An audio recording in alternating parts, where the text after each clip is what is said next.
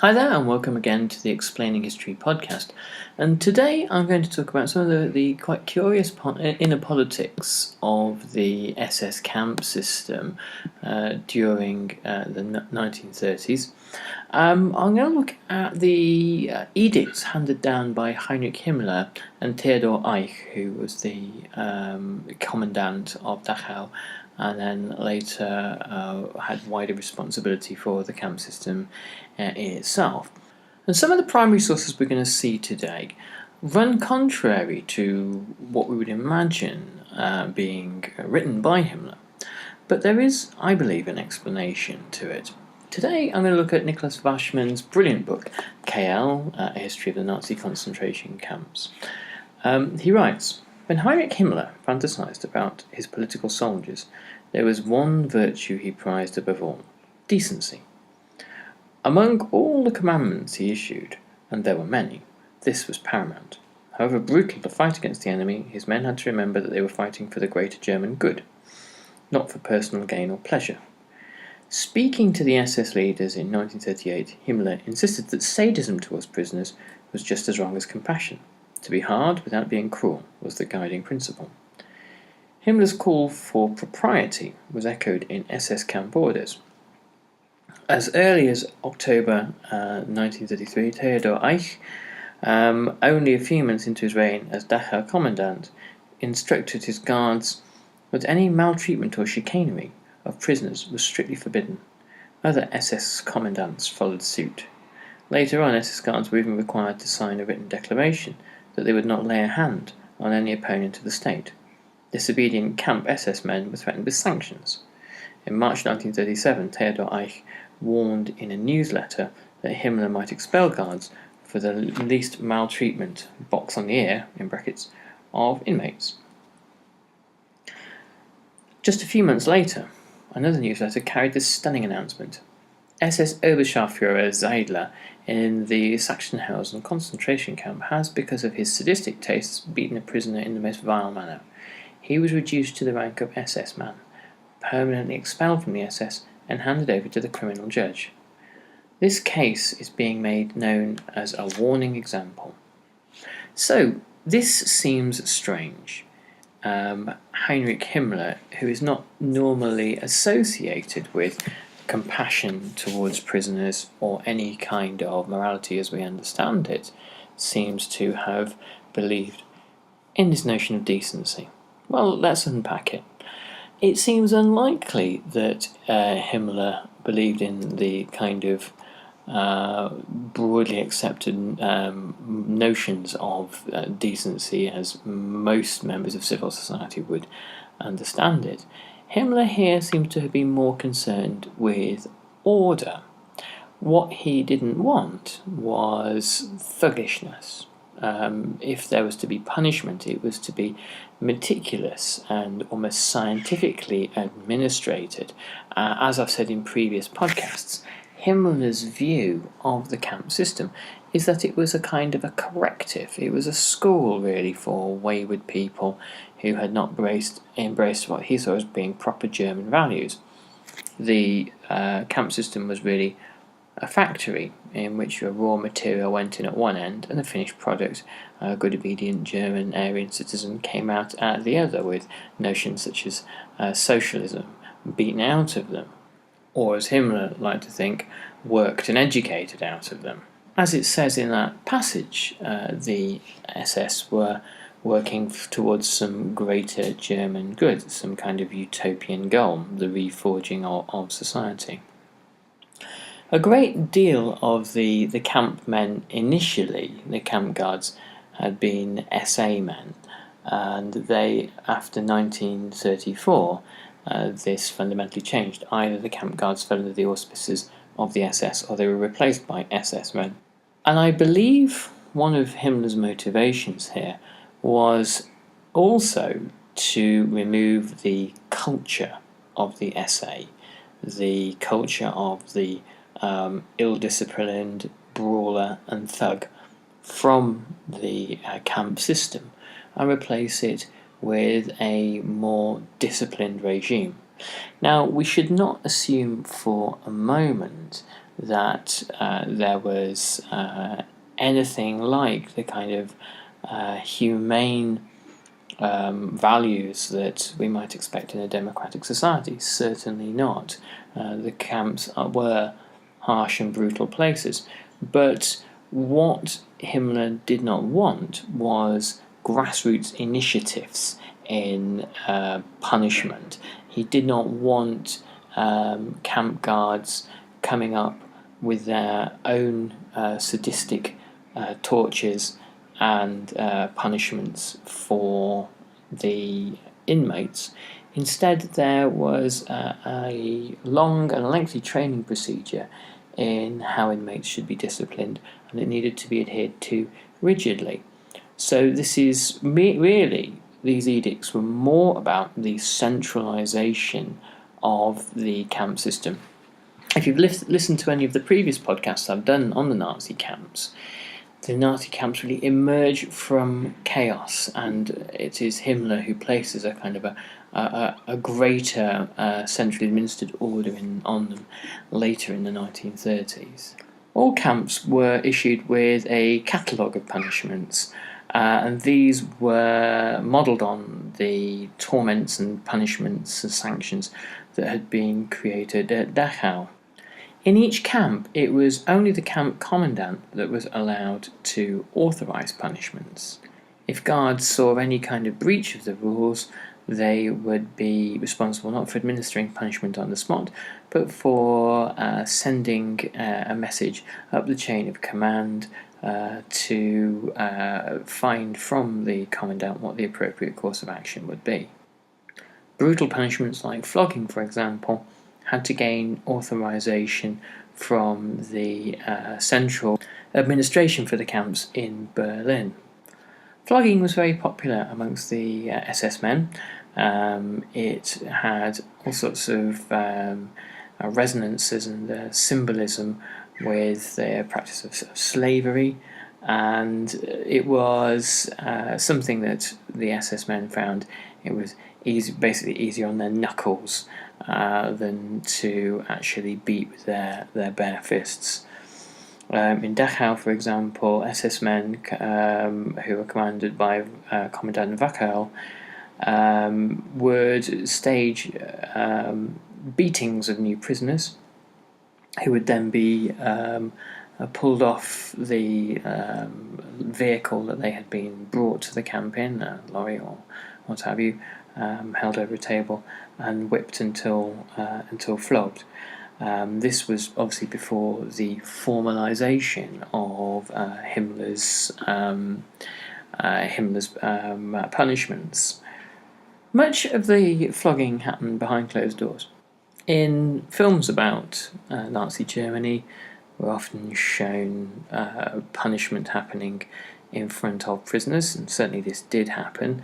But in a majority of cases, the prisoner was punished out of the view of his fellow inmates.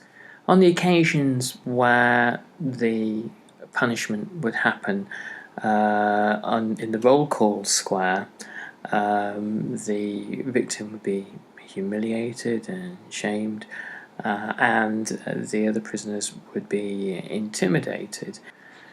Sadly, these acts of sadism witnessed by the rest of the prisoners didn't result in a sense of solidarity amongst the inmates. Instead, it has the desired effect of making them all more fearful of being singled out themselves and less likely to stick together against impossible odds. These were the kinds of punishments that were codified into Himmler's regulations. These were seen as the decent sorts of punishments. Inmates, for example, who were disciplined at Buchenwald were whipped on the behind until the blood flowed down their legs, and in some cases the canes for whipping them with actually broke. Actual punishment in terms of beating and flogging was only one side of the methods by which the Nazi regime tried to discipline or break prisoners. The use of labour and the use of reduced rations and detention in penal blocks was also employed.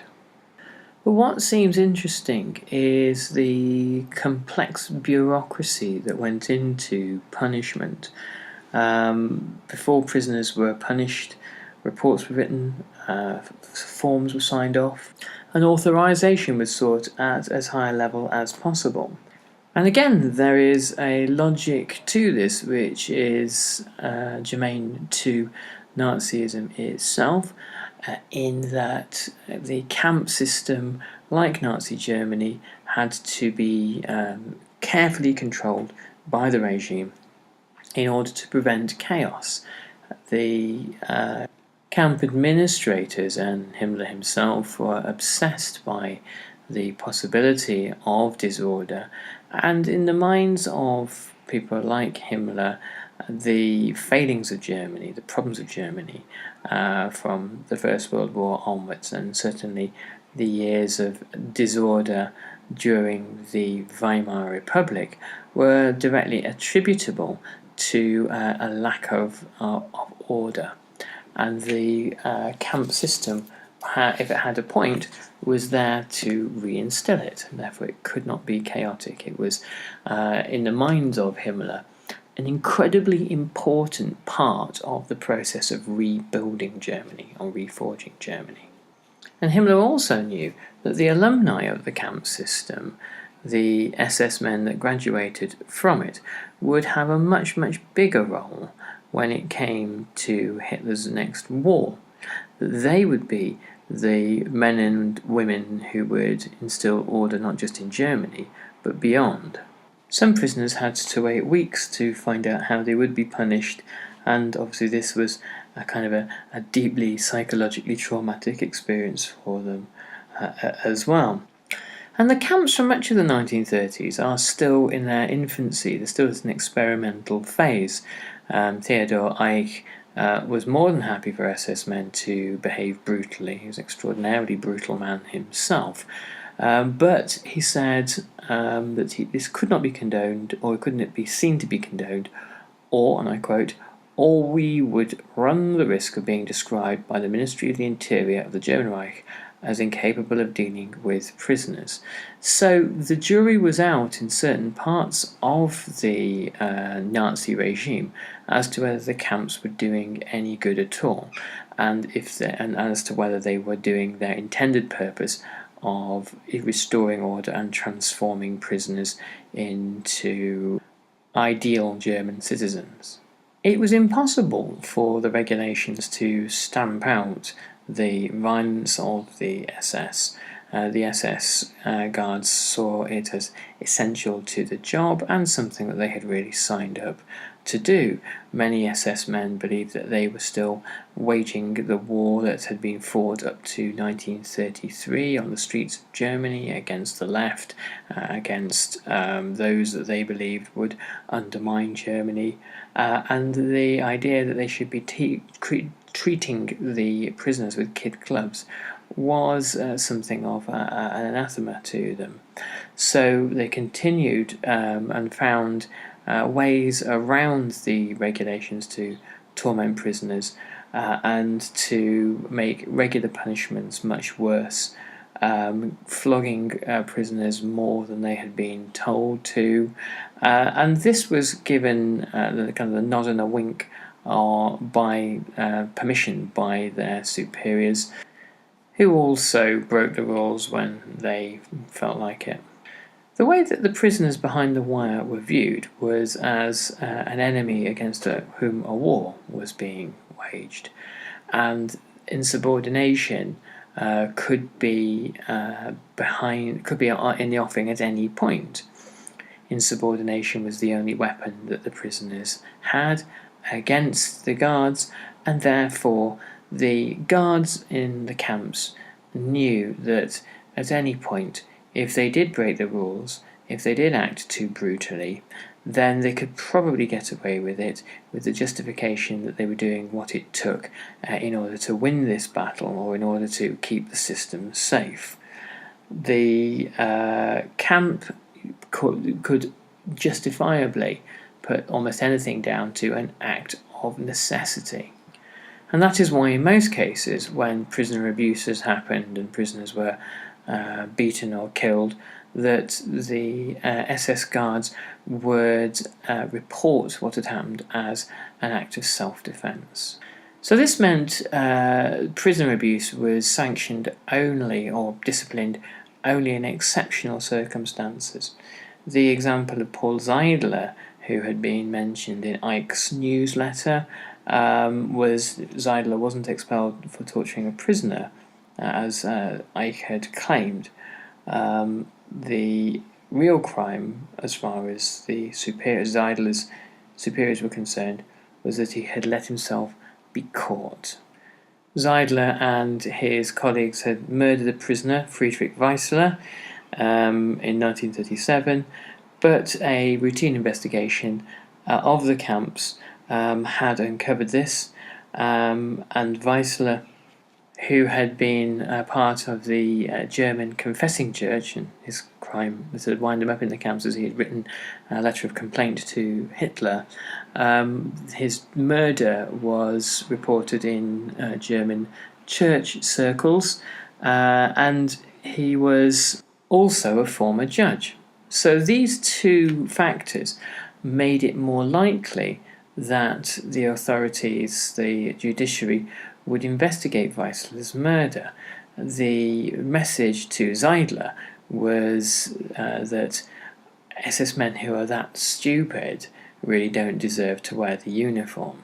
And probably this had an effect on other SS men, encouraging them to pick more low-profile targets for their sadistic brutality. The SS stood by Zeidler for a period of time, but when it looked as if the rest of the Sachsenhausen administration might be queried, and the Sachsenhausen itself might be drawn into the scandal, Zeidler was dismissed. And so the sacrifices that Zeidler made kept the rest of the system working as it was designed to.